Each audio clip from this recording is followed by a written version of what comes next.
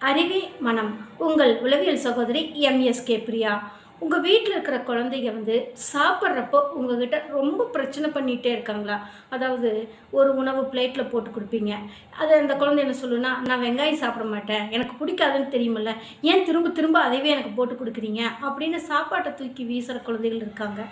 அப்புறம் கரண்டி எனக்கு தனித்தனியாக போட வேண்டியது தானே, ஏன் ஒரே கரண்டி எல்லா இடத்துலையும் பயன்படுத்துகிறீங்க, இப்படியெல்லாம் செய்யாதீங்கன்னு நான் சொல்கிறேன்ல அப்படின்னா அந்த உணவை தவிர்த்துட்டு அன்னைக்கு ஃபுல்லாக பட்னி இருக்கிற குழந்தைகளும் இருக்கிறாங்க.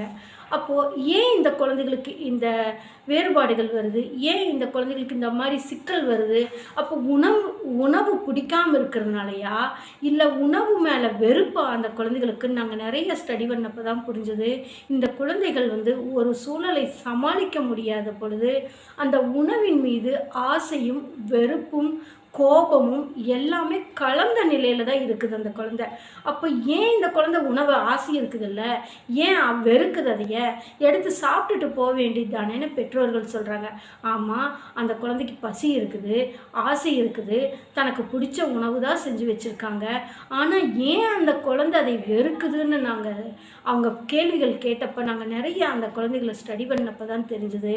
அவர்களுடைய பெற்றோர்களோ மற்றவர்களோ, அதாவது பாட்டி தாத்தா அந்த மாதிரி இருக்கிறவங்கக்கிட்ட இருந்தோ உணவுகள் சாப்பிட்றப்போ அந்த பழக்கத்தின் அடிப்படையில் அவர்கள் செய்யும் செயலை அப்படியே செய்து கொண்டு வருகிறது அப்படிங்கிறதையும் நாங்கள் அந்த டிஎன்ஏ, அதாவது அந்த ஜீன் அதிலிருந்து இதில் வர்றதையும் நாங்கள் பார்க்குறோம். அப்போ இந்த குழந்தையை சரியான ஆலோசனைகள் கொடுத்து அந்த குழந்தைகளை வெளியில் கொண்டு வந்துட்டோம்னா அந்த குழந்தை இது போன்ற பிரச்சனைகளிலிருந்து வரும்.